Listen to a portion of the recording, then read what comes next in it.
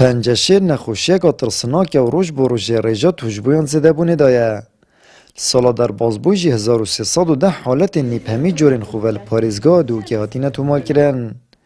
دیسان 463 کسان جیب اگری و نخوشیگیان خوش دست دایه. وکو سیمین اگری مرنه پشتی ایشن دلی و جالتا مشکیت هته دانان. همی جورت پنجشیر اعتادی نتو مارکرم پار اش بداية صالح حتى دماغي 1310 كاس هاتن بهمي جورت پنجشیر هاتنا تو مارکرم كني تشخيص كري اشوان 595 ظلام بون و 715 افراد بون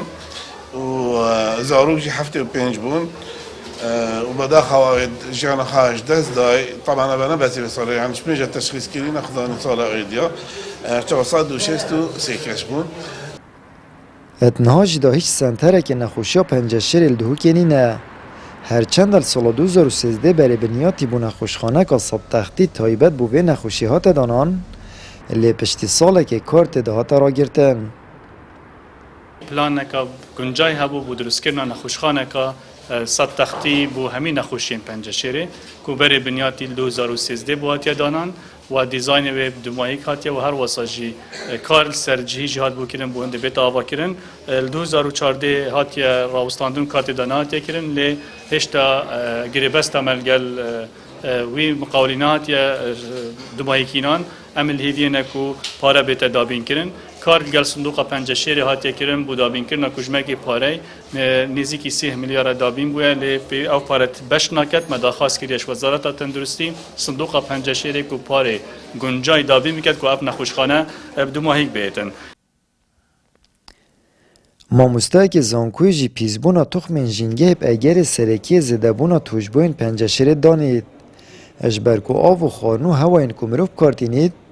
پیز بوینه و نخوشی جه پیداد بید. مثلا کاش هم دی بحث که اختم بحث که پیساتیه اف آواج تبن عرض او آواج پیساتیه تبن عرض هندک کانزین گرانه دهند بینی هیوی میتالس اف هیوی میتالس بینی کانسری که دکتر بینی اوا مسبب سرطان اصلا اوا سرطان چیت کن یعنی بس چیه مشکلی چیه درش خاینه تو پینا حسی 5 سالن 6 سالن 10 سالش نیکه او نخوشی در که خارنام رو بینه دندرسته و بیعتی تو ندیز تکرنا خارنی جنگه هتیتن او حیوان او گوشت تدخوی